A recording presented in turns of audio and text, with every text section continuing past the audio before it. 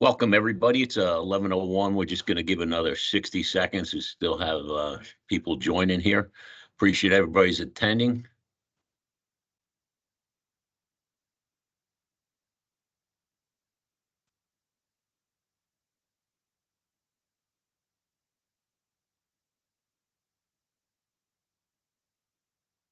All right, 11:02. Let's get started.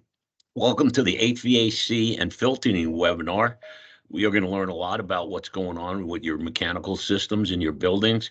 I'd like to remind everybody about our upcoming seminars. We have a solar energy, rooftop safety, roof asset management technology, advanced air access tips, and top 10 things property managers should know.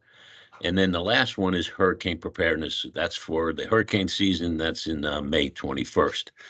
Okay, my name is Rob Quinarans. A little bit about my background. I grew up in Long Island, New York, and I worked for a roofing company through high school and college. And when I graduated from the University of Arizona, he had me open a branch in Atlanta, Georgia. I ran that branch until 1982, and they moved me down here to start his existing branch in 1982. In 1983, I left the company, started my own one pickup truck, and we just grew it from the ground up.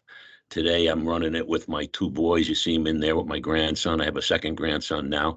We just built a great company in the state of Florida with 7 branches, over 700 employees over the years. We started bought a little company in 1994, a little air conditioning company, and that's when we started doing our own air conditioning because every roof was on sleepers. You had to raise them for the new code, and so we just couldn't find good subcontractors. So we decided to bring that in-house, and that really worked out very well. So that's how we got started in the air conditioning business. Today we have a license to do all air conditioners up to big chillers and down to the smallest units. We're going to have a drawing at the end, so make sure you stay to the end. We got air tags for you. We'll have that drawing, and you just have to do the barcode, and then you'll see the winner at a later date. But we're going to have that drawing at the end. I'd like to introduce Paul Murphy. Paul joined Advanced Air Systems as a service manager in 2017. He was promoted to HVAC division manager in 2020. Paul has contributed over 18 years of HVAC experience to Advanced Air Systems. He has been involved in all aspects of HVAC trade during his career. As an HVAC service manager for 9 years, Paul has extensive knowledge of water-cooled systems, chillers, and cooling towers. One of Paul's project highlights is a direct involvement in designing and engineering a 200-plus ton entire building HVAC system. Paul also is trained and certified in heat load calculations, variable frequency drives, and variable refrigerant volume systems. So, welcome, Paul, and let's give us your knowledge. Thank you, Rob. Sorry, it's such a cool day that you're not going to be getting any business. So you got plenty of time to do this. That's what I'm making use of my time today, right? So, so glad to have everybody here. Thank you, Rob, for the introduction. Just to kind of go over a basic overview, we're going to be talking about the basics of HVAC systems, where we get into some terminology that we use in HVAC. We're going to go over the different components of a basic HVAC system, and then I'm going to walk you through the refrigerant cycle. Then I'm going to go into indoor air quality, talk about the different options for indoor air quality and maintenance. And then we're going to wrap it up with HVAC code changes or 410A changeouts. But to get started here, let's do a little poll to start getting some interest with the mind there. So what does a BTU mean? So we should be posting up that poll for you. Give us your best guess, what you think it is. I think it's baking tasty udon. I think that's definitely what it is. So that's what I'm gonna go with. Feel free to choose whatever you like. And we'll see where the poll kind of comes out to. Run it for a couple minutes here, or a couple seconds.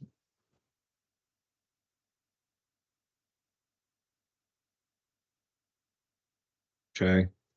I think we have a clear winner. Seeing British Thermal Unit as the clear winner there at 79%. So we can go to the next slide. Yes, so BTU stands for British Thermal Units. It's a unit of measure indicating heating or cooling. So we learned about that. One thing that we always talk about is ton or tonnage. 1 ton is equivalent to 12,000 BTUs. So it's not really a measurement of weight, it's a measurement of BTUs. So a 5 ton is 60,000 BTUs, a 10 ton is 120,000 BTUs, just kind of give you an idea what when we start talking about tonnage, what we're actually talking about. EER is the energy efficiency ratio calculated with constant inside and outside temperatures. SEER is seasonal energy efficiency ratio. It's basically taking in a whole year's worth of weather changes and coming and giving you the performance data based on that. So differences in temperatures throughout the year.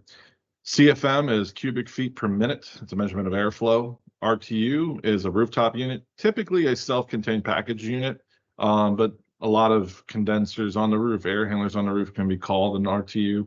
But when we are speaking of RTUs, we're usually talking about a self-contained package unit attached to a curb on a roof deck.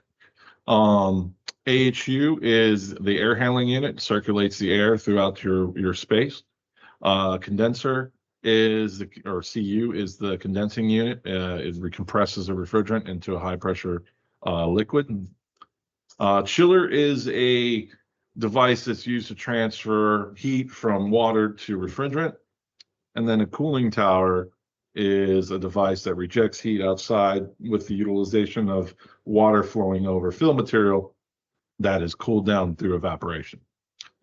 Moving to the next slide, we're going to go through the components of an HVAC system. So we start usually what I could call is the heart of the system. It's the condenser, and inside the heart of the condenser is the compressor, which really is pumping the refrigerant into a high pressure gas. It pumps that refrigerant into the condenser coil, where the condenser coil condenses it down to a liquid with the utilization of the compressor fan motor to pull the air across and reject that heat outside.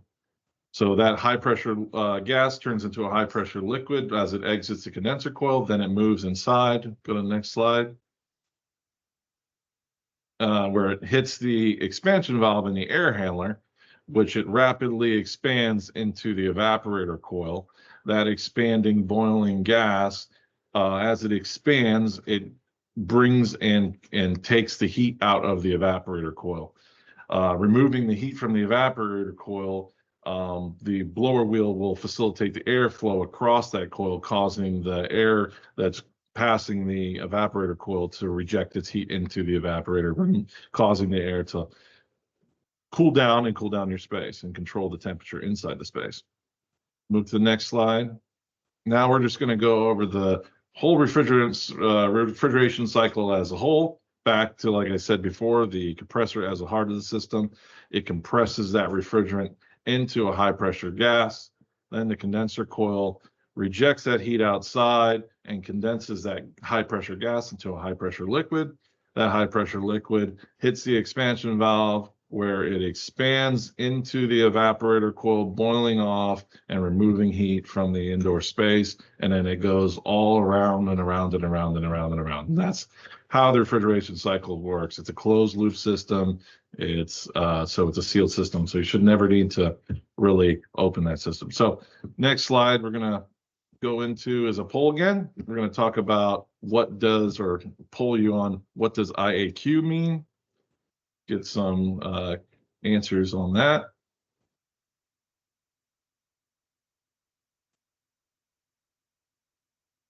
See where that ends up.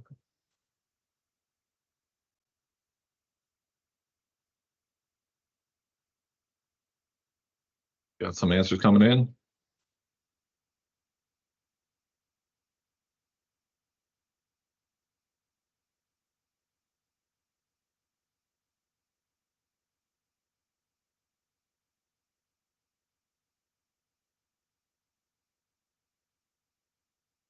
I think I'm going to call this one at 77 for indoor air quality, and indoor air quality is correct. Basically, what is IAQ? It is indoor air quality. You know, we spend 90% of our lives indoors, and that indoor air is 2 to 5 times more polluted than the outdoor air. The common indoor air pollutants can be mold spores, viruses, bacteria, particulate matter, VOCs, carbon monoxide, carbon dioxide, ozone are just some of the few of the elements that can concentrate themselves in our indoor environments. This poor indoor air quality can lead to all sorts of kind of issues: headaches, allergies, drowsiness in your office space or in your home. The point is to reduce that indoor air pollutants by using filtration, as well as other air quality products I'll talk about today. But one thing you can start off doing is using eco-friendly cleaning products, as well as avoiding synthetic fragrances. And anytime you're doing painting project or you're buying any rugs, anything for your house or your office space, you want to try to get the most eco-friendly, low VOC materials, because everything from wood to any type of product you bring into your space is releasing and off-gassing. So you want to try to find low off-gassing materials. Yes, and making sure you have proper indoor ventilation is definitely a requirement. Definitely good comment there in the chat there. Okay, we can move to the next slide. We're going to go show a video about the how all of these pollutants travel throughout your HVAC system and inside your office. This is just explaining just how a sneeze travels through your office. So let's go ahead and play that video.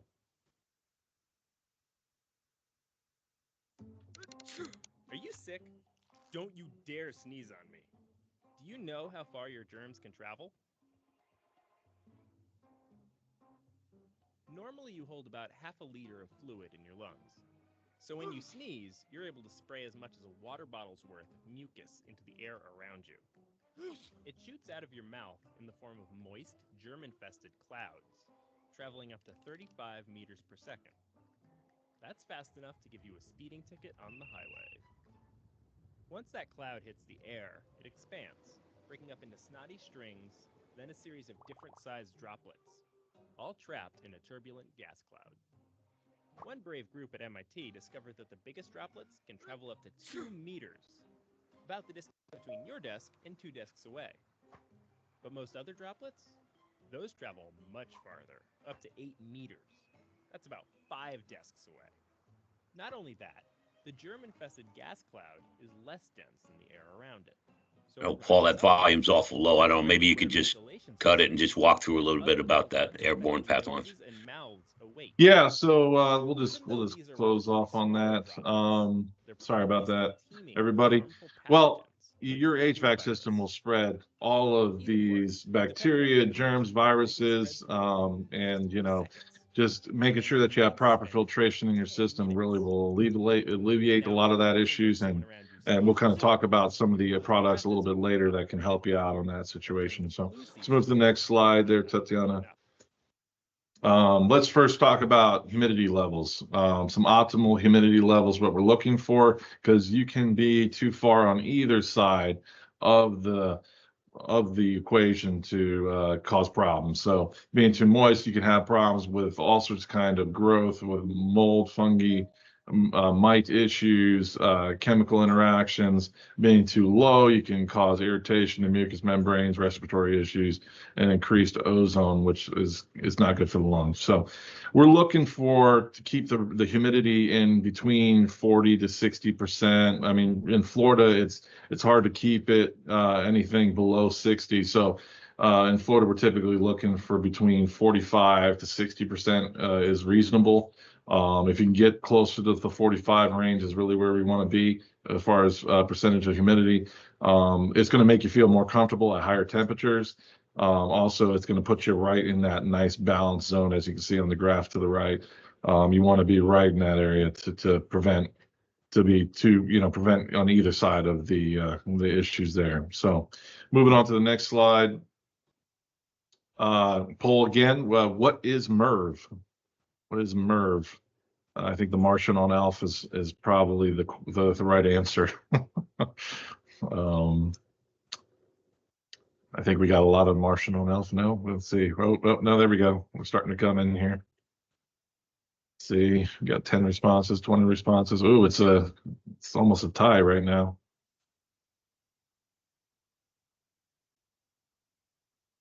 a little bit longer and see where we come in.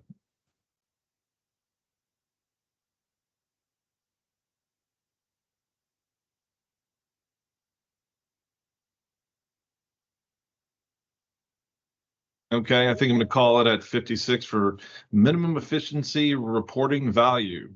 And that is correct. It is the minimum efficiency reporting value. So kind of go over this. It's basically ratings for filters on the amount of particulate that they filter out.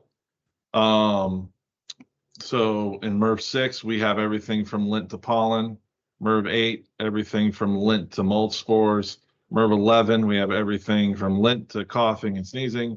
And then MERV 13 is lint to virus carriers. So the particular matter that virus carriers and bacteria would be traveling on. What we typically see in office spaces are MERV 8 filters. Is that the standard that we see in office spaces and homes? You could step up to a MERV 11 typically, but a MERV 13 is going to require your equipment to be properly specified for that type of filter. So if you're looking to filter down to virus carriers and bacteria, you're going to want to make sure that your equipment is suited for that much filtration. So feel free to reach out to me or your HVAC contractor to check out your equipment and see if it is rated for it, if you would like to step up the filtration on your system. Let's go ahead and move to the next slide. Starting off, I think we start off with the best as far as filtration, and that's HEPA filters. We use HEPA filters on our air scrubbers anytime we're working in an environment where it needs to maintain quality air in the environment and make sure we're not causing any pollution. They're great. They're the best as far as efficient of cleaning air, but it does require like a separate blower cabinet to operate because it's very restrictive. So our air scrubbers utilize a HEPA filter and a mechanical blower cabinet that's suited for the HEPA filter and can withstand the static pressures that it is. You're not going to be able to throw just a HEPA filter on your HVAC system. It is a separate device, separate unit, typically used for like clean rooms or areas that have to maintain a certain amount of air quality. So this isn't something you're just going to throw on your HVAC system. This is more of a device that's put on a certain area or room to maintain air quality. So it's got a lot of cost. It does require replacement. It doesn't have unlimited capacity. And there's a lot of noise associated with trying to bring the air through such a restrictive filter. One thing we will see in the retail space and sometime residential space is carbon media filters. They're great for removing smoke, smells, pretty much any odor that you run into. We'll see, even when we are doing a re-roof, we'll put carbon media filters in the package units on the roof to make sure that the roofing smell doesn't come down into the space. Carbon does a good job of capturing the odors, so that's what we use that for. So, and that's typically can be put on pretty much any HVAC unit. Just want to check with your HVAC contractor about getting those if you have a smell issue. Moving on to the next slide. And then we move on to your standard foam fiber filters that everybody has in their household. And it's just your basic affordable filter, easy to find, minimal resistance, but you're not going to get the best filtration with it. So I like to utilize fiber foam filters with another type of device. A bipolar needlepoint ionization device is a good choice because it will cause those particles to attract to each other and become bigger, larger particles to make your filter more efficient of capturing those particles inside of it. So it makes your filter perform better. It catches a lot more debris because the particles are now larger. And it's a nice piece of equipment as long as you get a piece of equipment that is not producing too much ozone, because they will produce a certain amount of ozone. So you want to make sure that it's within range. And I put down on the bottom there, the EPA suggests a limit of ozone of 0.07 for 8 hours of exposure to ozone to protect you. Most of them are less than that, but something to look out for if you do want to use bipolar needle point ionization. Move on to the next slide. UV lights, I love UV lights for keeping evaporator coils clean, drain pans clean. I wouldn't suggest so much for keeping the air clean, as the air moving through an HVAC system is moving pretty fast, and these are typically only mounted into the AC unit or a certain area in the ductwork. So it's good for keeping surfaces clean, but not so much. I wouldn't recommend it for keeping the air clean per se. So we'll put these on, like I said, evaporator coils to keep anything from growing on the evaporator coil.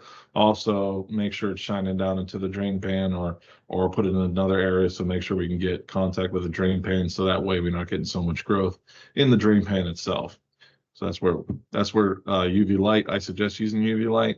Ozone generators, where we've used those are cigar bars or any place where there's heavy smoke. It does require wherever we're treating the area to not to be, I guess, closed down or evacuated, really, because it's not something that you want to be exposing yourself to, but it does a very good job of eliminating odors and killing bacteria in the space. Cigar bars are one of them.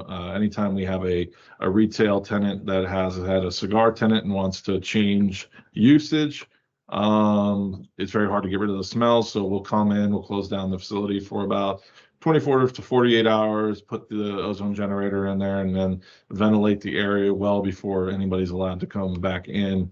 But it really does well at eliminating that smell. So if you have a smell issue that you're looking to eliminate, feel free to reach out to, me or your HVAC contractor. Should be able to help you out with that situation. Move to the next one. One product that we definitely recommend is the Remy Halo. It does a great job. It's years of technology all combined into one. They have lab tests, tested reports on all different types of viruses: E. coli, Listeria, strep, tuberculosis, bird flu are just some of them. 99% bacteria, mold, and kill rate reducing. Reduces a sneeze germs and by 98% in just the first 3 feet. And it's mercury and ozone free and California approved. So it's about as best you can get it on the air quality products. So that's why we recommend it. Move to the next slide, a little more information on the Remy Halo. Oh yeah, we're good. Okay, yeah. So join the revolution. Like I said, it's tested. We usually come in there and check your air quality, figure out what the pollutant is, and then come up with a treatment, and then prevent it with high quality filters and maintenance. Move to the next slide. So I get a lot of questions about cleaning ductwork. Are you able to clean ductwork? Do you recommend cleaning ductwork? So I'm a little 50-50 on it. So on the bottom of the slide here, you can see the different types of ductwork we have down here in South Florida. This is not saying this is all the types of ductwork, but this is the types of ductwork I talk about not cleaning. So on the bottom left, you'll see we have flex ductwork, which consists of a plastic liner. There's a metal wire that runs in there to keep the structure, fiberglass insulation, and a vapor barrier on it. That plastic liner is very fragile. It's not super robust. So as you can see on the top right there, that brush attachment, that is the typical brush attachment used when duct cleaning, as that whips around and spins, that could damage that lining, and we wouldn't want that to happen. And then we have fiberglass insulation exposed to the airstream that can be flowing on the airstream. And one thing about fiberglass, right on the box, it'll tell you it's a carcinogen, causes cancer and all sorts of type of things. So I rather have dust on my duct than having fiberglass flowing throughout my space. So the second type of ductwork we have that I also don't recommend cleaning is duct board. As you can see on the bottom in the middle there, the yellow duct board is basically compressed fiberglass built into a board that has a vapor barrier on the outside. Again, that brush can disturb those fibers, cause damage, and do more harm than what you're trying to accomplish. For last, I have is on the bottom right is the Metal with internal lined fiberglass, another one we see pretty often. I don't recommend cleaning because, like, again, the fiberglass is exposed. That brush is going to damage the fiberglass, so you could get insulation issues, sweating, water leaks, and all sorts of kind of problems. So unless you have internally lined metal ductwork, like you have metal lined internally, that's the only kind of ductwork I recommend in cleaning. A dryer duct that's all metal, you can clean that. Hood systems for like kitchens, those can be cleaned. Just not anything that has fiberglass exposed on the inside of the ductwork or any flex ductwork. So that's my 2 cents about that. And also, there's no EPA reports that show duct cleaning has any effect on the air quality. Okay, moving on to preventative maintenance. Some of the benefits of preventative maintenance are reduced energy usage, more life expectancy on the equipment, less service calls, less risks of water leaks. So making sure you have proper, adequate maintenance, and also it'll improve your air quality in your space. So make sure you're changing out those filters after they've been used and getting fresh filters in there and cleaning out the drain line. Who should perform this maintenance? It can be qualified personnel. Anybody with a NATE certification or years of experience in HVAC could do the maintenance. It's just about making sure that you have somebody that's familiar with your property and your equipment and understands the equipment, so that way you're making sure you're getting the right service needed for your equipment to be maintained properly. If you don't have anybody, at least have somebody that's a pre-qualified vendor. So if you do have any issues, they can take care of that for you. Moving on to the next slide. Cooling tower maintenance. Well, we have a lot of cooling towers down here in South Florida. So one of the issues that we run into often is poorly maintained cooling towers. We recommend that they be cleaned twice a year. Typically, we do them right about now and just after summer in the fall time, as we recommend.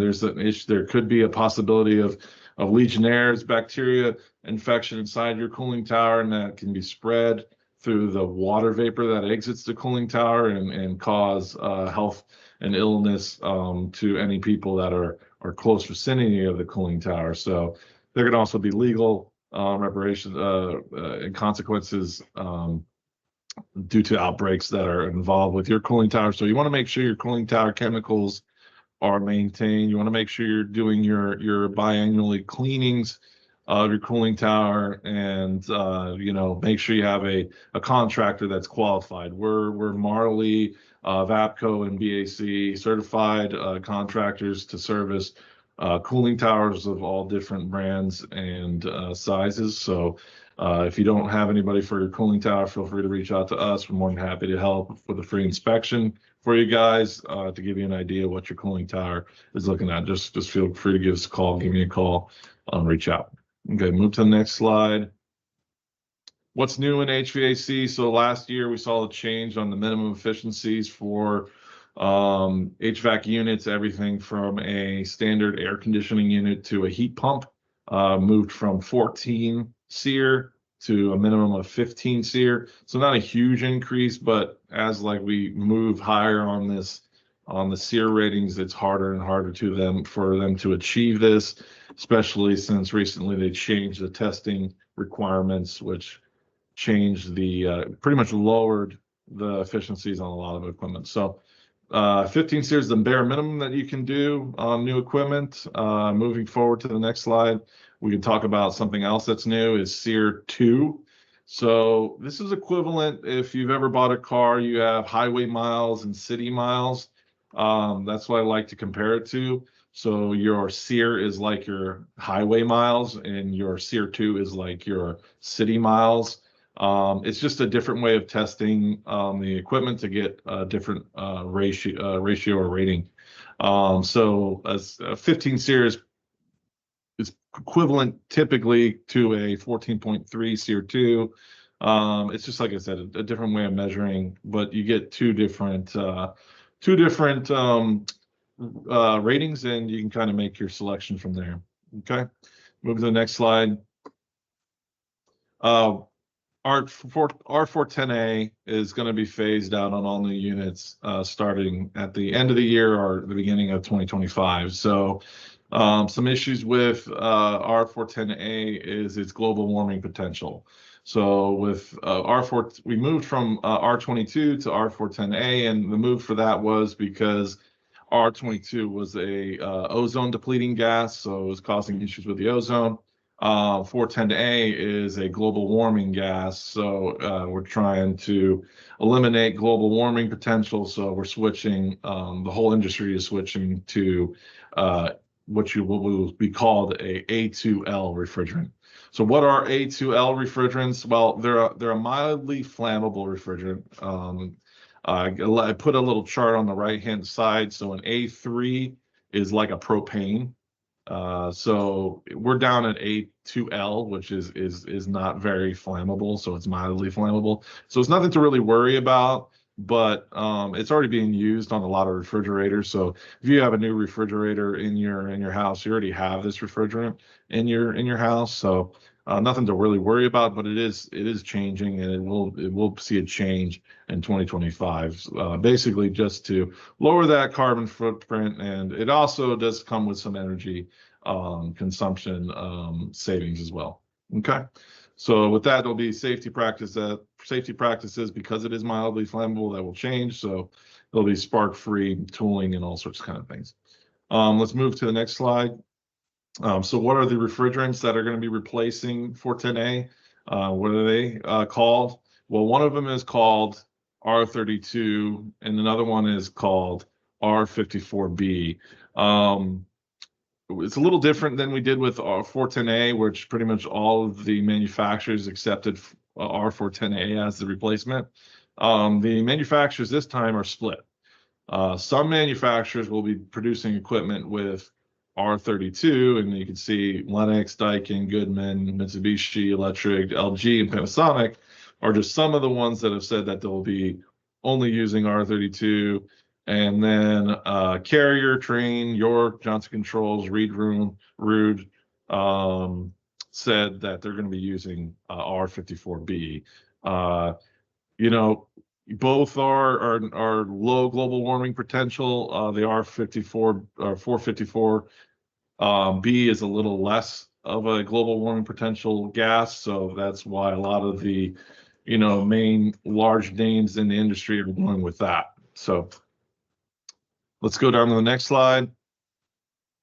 So with this equipment change or the refrigerant change, you will most likely see a shortage again. I know we just got out of the equipment shortage, but we'll probably be heading into another equipment shortage as equipment is no longer being able to be produced in 410A and will have to be switched over to one of the A2L gases.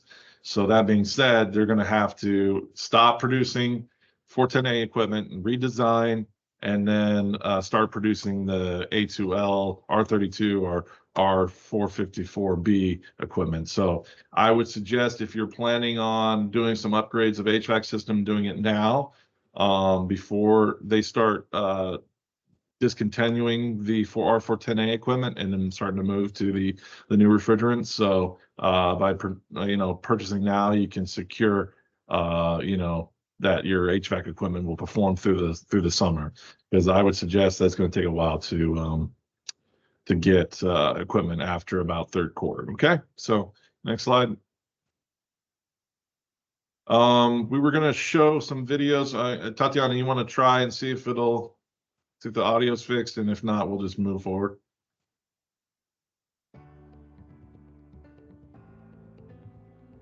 Looks like the audio is still the same. So let's just cut this off. If you want, feel free to go to our YouTube page. Oh, wait, no, sounds like it started working there. Try the Treasures on the Bay.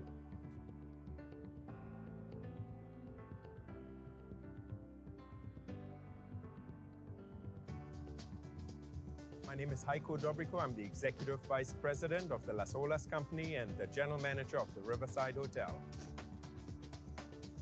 The Riverside Hotel is the only hotel currently on Las Olas Boulevard and was built in 1936. It's the Grand Dam and has been a stellar institution of Fort Lauderdale. It's still family owned and operated by the same family that built it actually in that particular year and that was also responsible in building Las Olas Boulevard, the Wells family. We have 13 roofs that needed to be revoked, and the ages of the roofs were anywhere between 17 to 26 years of age. When we reached out to Advanced Roofing, it was important for us to select somebody that knew the complexity of our structure. It is complex because we have different buildings, and we were going to do this whole project while we're still taking hotel guests in.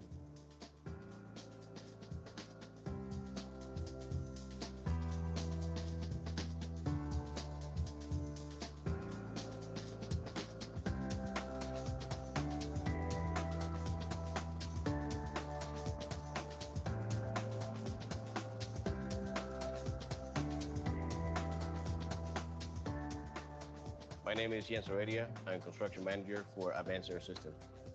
It's a huge upgrade we have done throughout the classic side of the hotel in conjunction with the roofing scope. The classic side of the hotel, it did have a type of window shaker units, typical small hotel. We had done here 149 units of split system throughout each room for the classic part. And also we had done a couple outsider units. One is a 25-ton, the other one is 20-ton that fit all the hallways area. The electrical side of it was part of the project as well, all self-performing and designed by Advanced Air System with our electrical department. At the end, any owner out there will go with, Advanced, okay, at the big picture because of all the capability we have in-house. Having electrical, having HVAC, and having roofing, which represent the whole company. What I really loved about Advanced Roofing was they put the listening skills on and came in with a team that wanted to listen what all of our concerns were in order to put forward this project. It was constant communication. Every single day there was literally a quick strategy meeting with Advanced Roofing and say like, okay, what's happening today in the hotel? Do you have a wedding? Do you have a convention in-house? The professionalism of the team was just superb. Anybody that worked with the organization that we met, whether it was a seasoned long-term senior leader to a temp person that worked for the company, was always kind, respectful, and engaging with our team the entire way. And you cannot ask for anything more.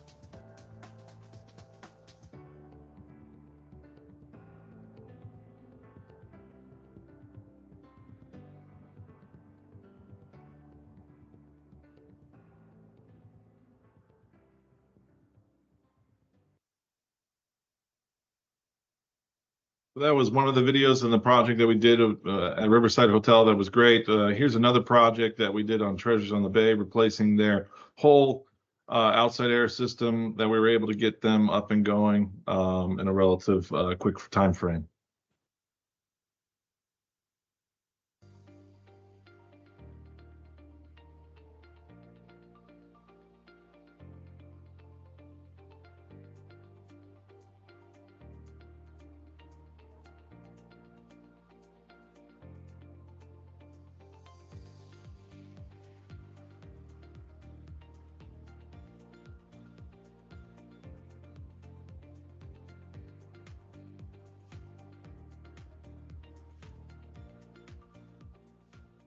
Treasures on the Bay is a residence building that's located pretty close to the ocean in Miami Beach and North Bay Village. They were contacting us because they had a persisting issue with the humidity in their building.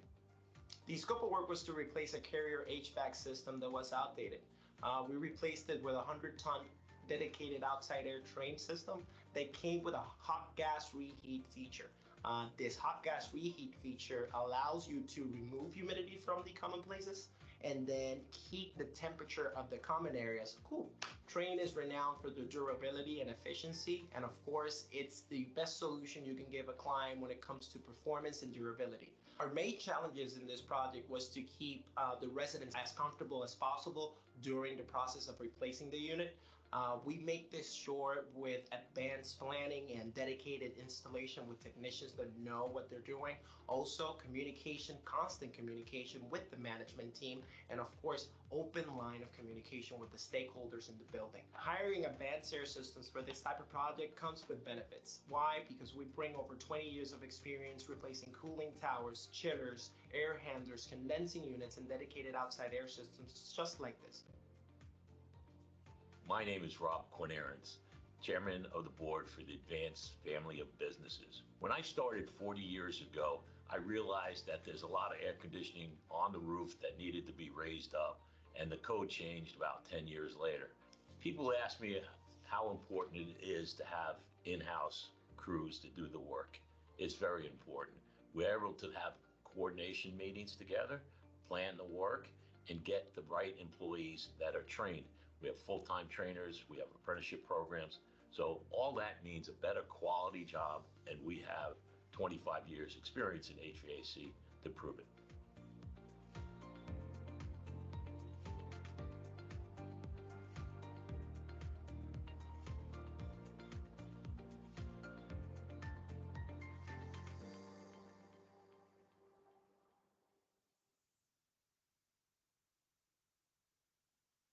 Yeah, that was a great project at Treasures on the Bay. I'm so glad we could be involved in that. So to kind of go over some of the services we offer everything from new construction.